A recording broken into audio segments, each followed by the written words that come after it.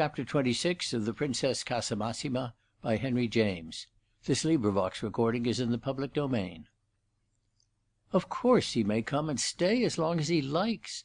the Princess exclaimed, when Hyacinth that afternoon told her of his encounter, with the sweet bright surprise her face always wore when people went through the form supererogatory, she apparently meant to declare it, of asking her leave. From the manner in which she granted Sholto's petition, with the geniality that made light of it, as if the question were not worth talking about, one way or the other, it might have been supposed that the account he had given Hyacinth of their relations was an elaborate but none the less foolish hoax. She sent a messenger with a note over to Bonchester, and the captain arrived just in time to dress for dinner. The Princess was always late, and Hyacinth's toilet on these occasions occupied him considerably. He was acutely conscious of its deficiencies, and yet tried to persuade himself that they were positively honourable, and that the only garb of dignity for him was the costume, as it were, of his profession. Therefore, when the fourth member of the little party descended to the drawing-room, Madame Grandoni was the only person he found there. "Santissima Vergine! I'm glad to see you. What good wind has sent you?" she exclaimed as soon as Sholto came into the room. "Didn't you know I was coming?" he asked. "Has the idea of my arrival produced so little agitation?" "I know nothing of the affairs of this house. I have given them up at last, and it was time. I remain in my room." There was nothing at present in the old lady's countenance of her usual spirit of cheer. It expressed anxiety and even a certain sternness, and the excellent woman had perhaps at this moment more than she had ever had in her life of the air of a duenna who took her duties seriously. She looked almost august. "From the moment you come it's a little better, but it is very bad." "Very bad, dear madam?" "Perhaps you will be able to tell me where Christina veut en venir. I have always been faithful to her, I have always been loyal, but to day I have lost patience. It has no sense." "I am not sure I know what you are talking about," Sholto said. "But if I understand you, I must tell you I think it's magnificent." "Yes, I know your tone. You are worse than she, because you are cynical.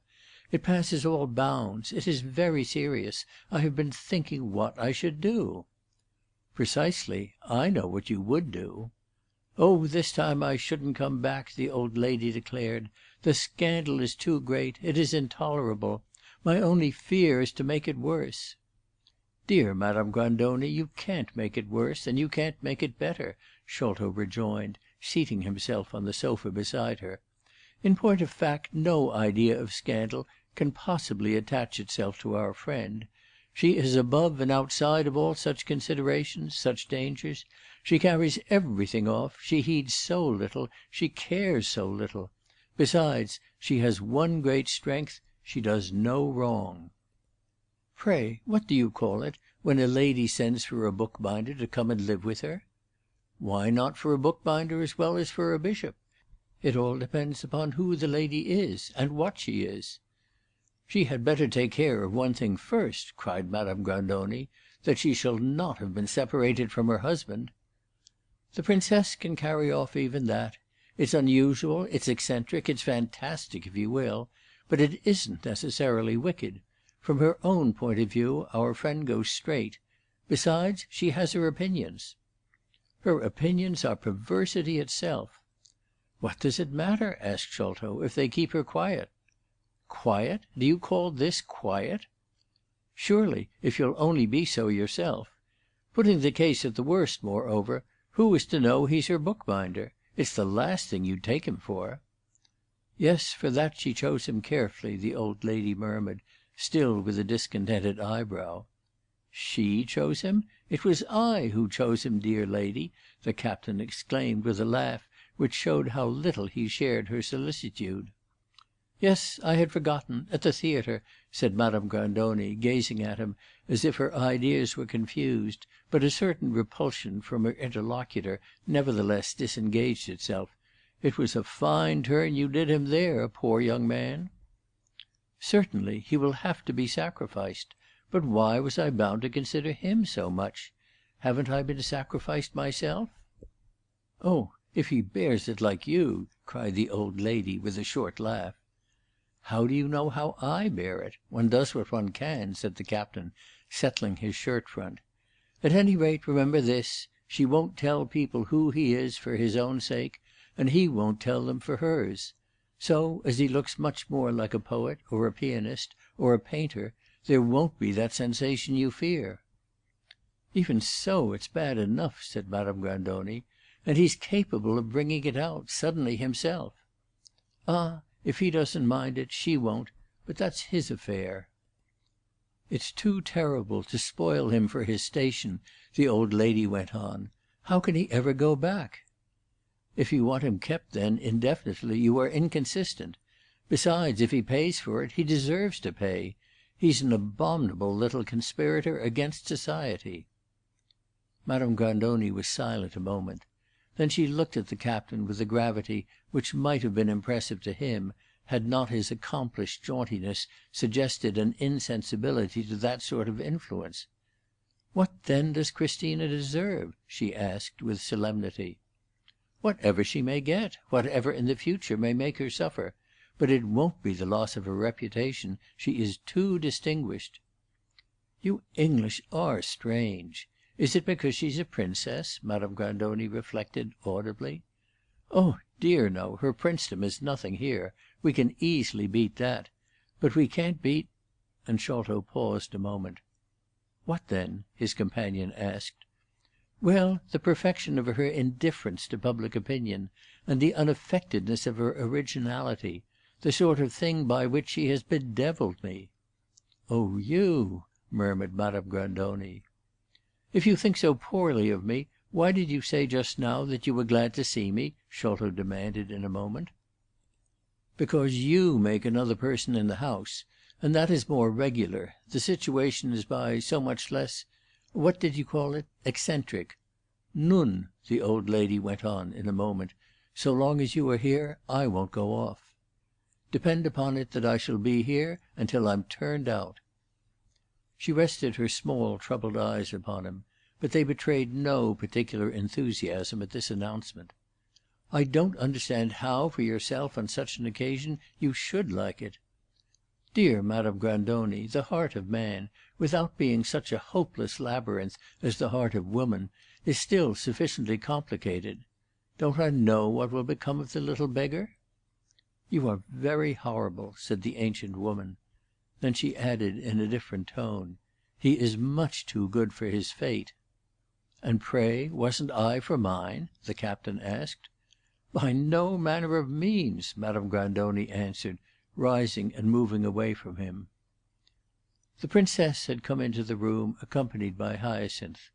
As it was now considerably past the dinner hour, the old lady judged that this couple, on their side, had met in the hall and had prolonged their conversation there.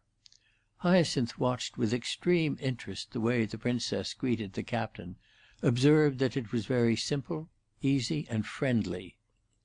At dinner she made no stranger of him, including him in everything as if he had been a useful familiar, like Madame Grandoni, only a little less venerable, yet not giving him any attention that might cause their eyes to meet. She had told Hyacinth that she didn't like his eyes, nor, indeed, very much, any part of him. Of course any admiration, from almost any source, could not fail to be in some degree agreeable to a woman, but of any little impression that one might ever have produced, the mark she had made on Godfrey Sholto was the one that ministered least to her vanity. He had been useful, undoubtedly, at times, but at others he had been an intolerable bore. He was so uninteresting in himself, so shallow, so unoccupied and superfluous, and really so frivolous in spite of his pretension, of which she was unspeakably weary, of being all wrapped up in a single idea. It had never by itself been sufficient to interest her in any man, the fact that he was in love with her, but indeed she could honestly say that most of the people who had liked her had had on their side something in their character or circumstances that one could care a little about. Not so far as would do any harm, save perhaps in one or two cases, but still something. Sholto was a curious and not particularly edifying English type, as the Princess further described him.